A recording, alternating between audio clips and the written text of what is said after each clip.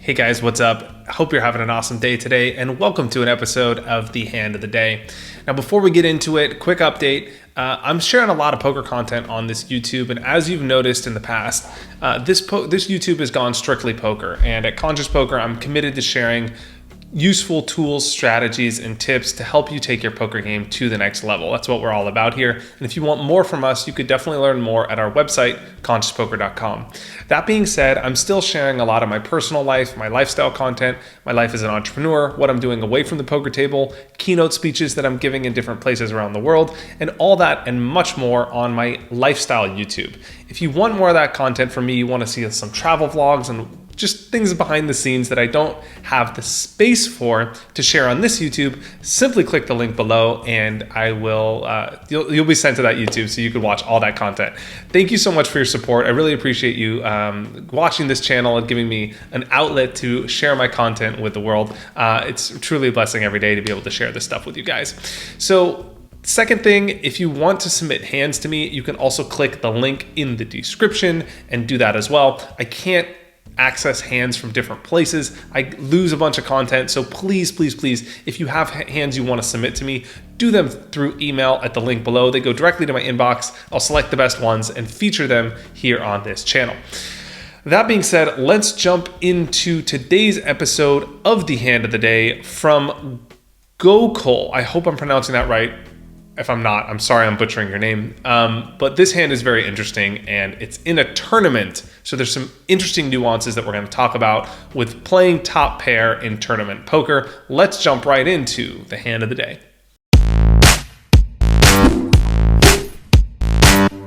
Hand of the day.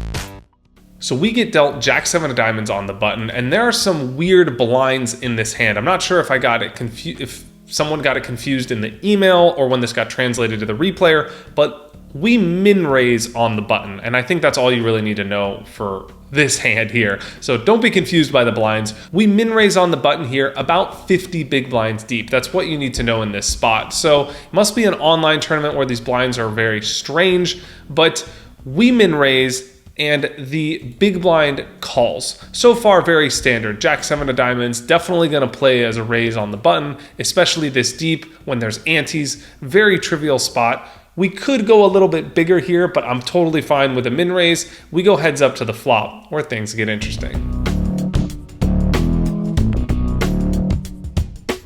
The flop comes down Jack-8-4 with 2 diamonds. We flop the nuts, the beautiful hand. We got top pair, we got a flush draw, we got a backdoor, 2 backdoor straight draws. Oh my gosh, what more can you ask for? Our opponent checks and now it's on us. Now here we have 2 good options. We could check and play some, not necessarily pot control, but more just like deception. It really puts our opponent in a tough spot here when we can have a hand like this in our checking range. A lot of our range is going to have missed this board. So it's unlikely that we have a very strong hand on this board because we raised on the button, we can have any 2 cards. And if we're bluffing, like with something like King 5, we might just give up here. If we have ace high, we might check it back. If we have mid pair or bottom pair, we might check it back. So checking with top pair and a flush draw really is a confusing play, and it balances our range a little bit, and it allows us to call down any turn and any river. And if a flush comes, our opponent is never going to put us on it. So there is some merit to checking here, and you might want to do that play in a tournament where you might want to mix it up a little bit, play some pot, like keep pots smaller and really throw your opponent for a loop. So I'm okay with checking here, maybe like 30% of the time, 20% of the time. The rest of the time, I'm going to want to bet and build a pot. As for sizing on my bet, I'm going to want to go on the smaller side, something like 8, 9, 10,000, because I want my opponent to be able to call with some floats. If he floats with like Queen 10, that's fine, 6-5, 7-6, 7-5, maybe call with an 8 or a 4. I have those hands crushed, and I'm going to have a ton of equity against my opponent here. So I would keep my bet size consistent. I would keep my bet size small. Just because we have top pair here doesn't mean we should change our bet size and bet bigger, because it'll make our range unbalanced. We want to keep one bet size for our entire hand range, bet the same amount whether we have top pair or air, and I like the size of about half pot. Now that's exactly what happens. Our opponent checks, we bet 9,000, and now he check raises us to 30,000. So here I think we have a very clear call. We could justify getting all the money in on the flop, but if our opponent is bluffing, we want him to continue bluffing. If we raise here on the flop, he's only going to call with hands that have a lot of equity. Hands like 2-pair, a set, or a major draw. And sure, we're in good shape against something like, 10-9 of diamonds, where we have that hand crushed because our hand crushes that hand, or 6-5 of diamonds or something like that. But overall, he's going to have a lot of other bluffs that are just going to fold. Something like Queen 10 of clubs.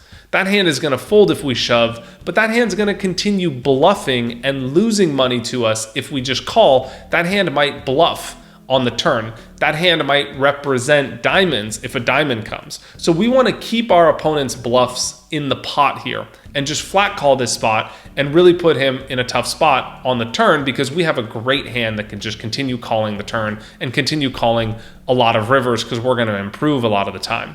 So I would just call here, which is what our hero in the hand does, and we go heads up to the turn.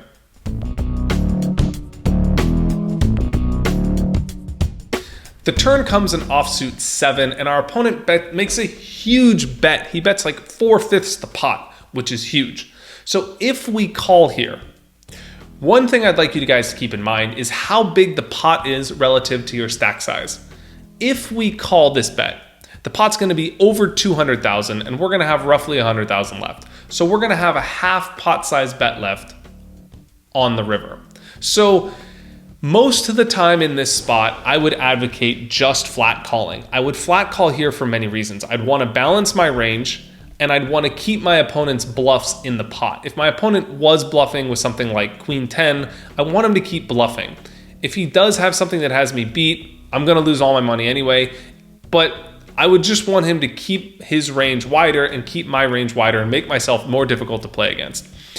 Because I have so few chips left, I might shove here just because it's unlikely my opponent's going to bluff when I have a half pot size bet left on the river. Like, he might not pull that last trigger. So depending on my opponent, I might shove this turn here strictly because of our stack sizes being so small.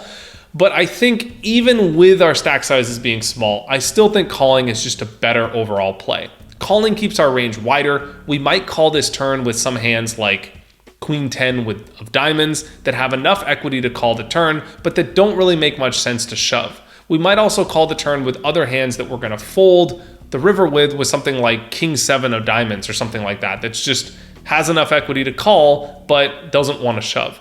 So I think I would call here, maybe keep my opponent's bluffs in the pot and hope that he's going to bluff the river. If he does have a good hand that I want to get value from, something like Jack 4, I'm going to win all his money on the river regardless, just because the pot's so small, neither of us are going to get away from our hand. So there is a case for shoving only because we're so small, but so short, but I still think calling is the better play.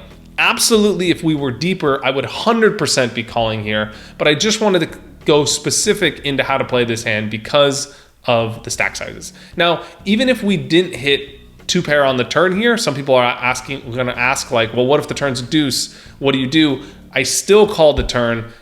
We have plenty of equity here with top pair, 2-pair outs, maybe set outs, plus a flush draw outs. We have plenty of equity to call this turn here in this spot. The villain shouldn't really be betting this big. I think it's a little bit too big of a bet size, but all in all, I like a call here on the turn, which is what the hero does, and we go heads up to the river.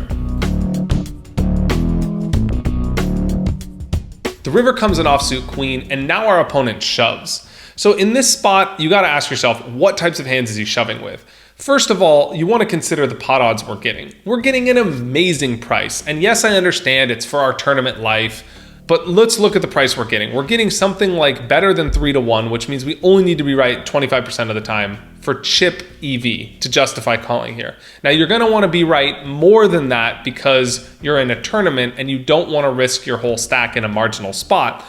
But still, we raised on the button and he's in the big blind, which means ranges are super wide. He can have any 2 cards. We can have pretty much any 2 cards. So on this river, sure, some of the time he's going to show up with 10-9 or maybe something like Queen Jack. I don't think he's going to play Queen Jack this way. He's going to show up with sets or 10-9, but we still beat hands he's shoving with for value. We still beat Jack 4 and 8-7. Maybe he check raised with that, and we tie with Jack 7. We beat 8-7, 8-4, Jack 4. So we still beat hands that he's shoving for value with. So we have a very easy call here. We beat his bluffs too. That's needless to say. If he is bluffing with something like King 10, we beat that. If he's value shoving with a queen, maybe he has Queen 10 and he's just like, okay, well, I hit top pair on the river. Maybe the guy has a jack. I'm going to shove. Like, we beat so many hands here. So